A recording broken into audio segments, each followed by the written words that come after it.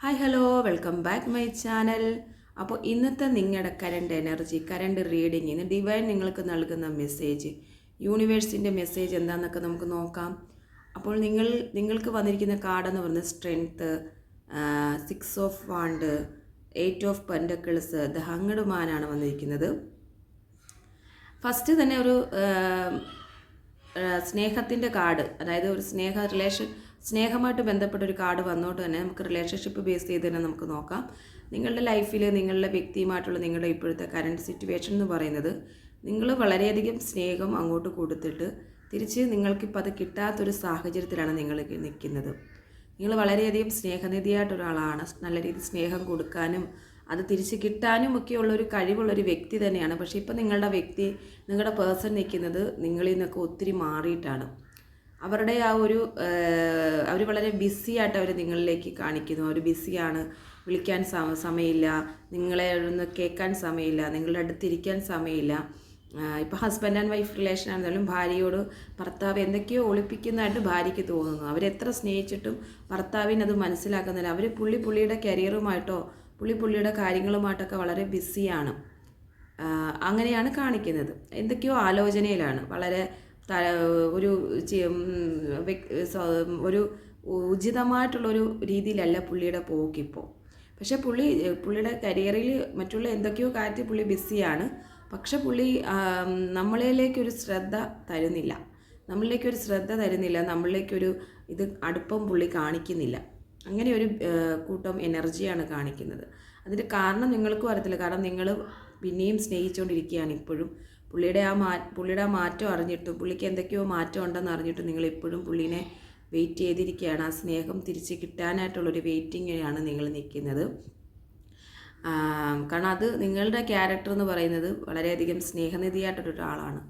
എല്ലാവരെയും സ്നേഹിക്കാൻ കഴിവുള്ള, എല്ലാവരെയും ഒരുപോലെ കൊണ്ടുപോകാൻ കഴിവുള്ള, സാഹചര്യങ്ങൾക്കനുസരിച്ച് പെരുമാറാൻ കഴിവുള്ള, അത്യാവശ്യം നോളജുള്ള ഒക്കെയുള്ള ഒരു വ്യക്തി തന്നെയാണ് നിങ്ങൾ. അനാവശ്യമായിട്ട് ഒരു വഴക്കോ ബഹളോ ഒന്നും ഉണ്ടാക്കാതെ എല്ലാത്തിനെയും നല്ല രീതിയിൽ കൺട്രോൾ ചെയ്തുകൊണ്ട് പോകുന്നൊരു വ്യക്തിത്വത്തിനുടമയാണ്.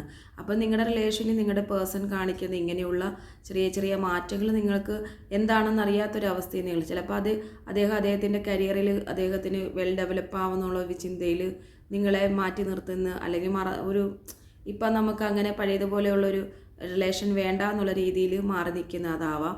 അല്ലാന്നുണ്ടെങ്കിൽ അവർക്ക് വേറെ എന്തൊക്കെയോ ഒരു തോട്ടോ കാര്യങ്ങളോ ഉണ്ടാവാം. എന്തോ നിങ്ങൾക്കത് തിരിച്ച് കിട്ടുന്നില്ല. നിങ്ങൾ കൊടുക്കുന്നത് നിങ്ങൾക്ക് തിരിച്ച് കിട്ടുന്നില്ല. അതിൻ്റെ ഒരു പ്രശ്നത്തിലാണ് നിങ്ങളുടെ മനസ്സിപ്പോൾ. നിങ്ങളതിനെപ്പറ്റി ഇപ്പോൾ വളരെയധികം ചിന്തിച്ചും വിഷമിച്ചും ഇരിക്കുന്ന ഒരവസ്ഥയാണ്.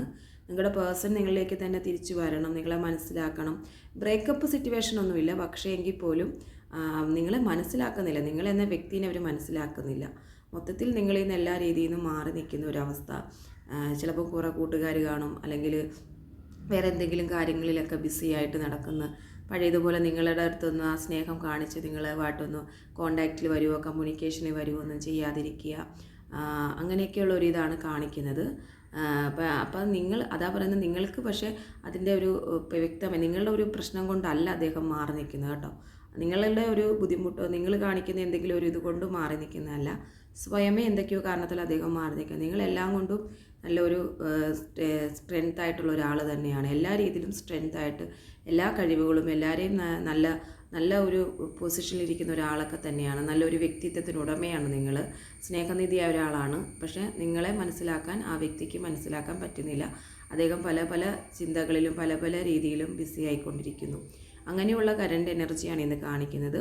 അപ്പോൾ നിങ്ങളിലേക്ക് വന്ന ഈ പോസിറ്റീവ് കാര്യങ്ങൾ, അല്ലെങ്കിൽ നിങ്ങൾ ഇപ്പോഴത്തെ കറണ്ട് സിറ്റുവേഷനുമായിട്ട് യൂണിവേഴ്സ് നിങ്ങൾക്ക് നൽകിയ മെസ്സേജ് നിങ്ങളിലേക്ക് എത്തിയത് കൊണ്ട് തന്നെ നിങ്ങളിലേക്ക് ഇത് വരുമ്പോൾ തന്നെ നിങ്ങൾക്കിത് ആക്റ്റീവായി തുടങ്ങും. നിങ്ങളുടെ ആ ഒരു കണക്ഷനുമായിട്ട് ആക്റ്റീവായി തുടങ്ങും.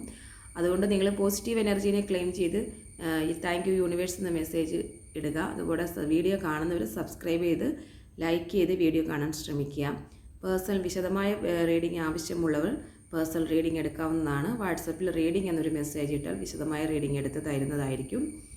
അപ്പോൾ വീഡിയോ കാണുന്നവർ സബ്സ്ക്രൈബ് ചെയ്ത് ലൈക്ക് ചെയ്ത് കമൻറ്റ് ചെയ്ത് പോസിറ്റീവ് എനർജീനെ ക്ലെയിം ചെയ്തുകൊണ്ട് തന്നെ വീഡിയോ കാണാൻ ശ്രമിക്കുക. ഇന്നത്തെ പോസിറ്റീവ് എനർജി മാത്രം നമ്മളിലേക്ക് എടുക്കുക. നെഗറ്റീവായിട്ടുള്ള കാര്യങ്ങൾ നമ്മൾ വിട്ടുകളയുക.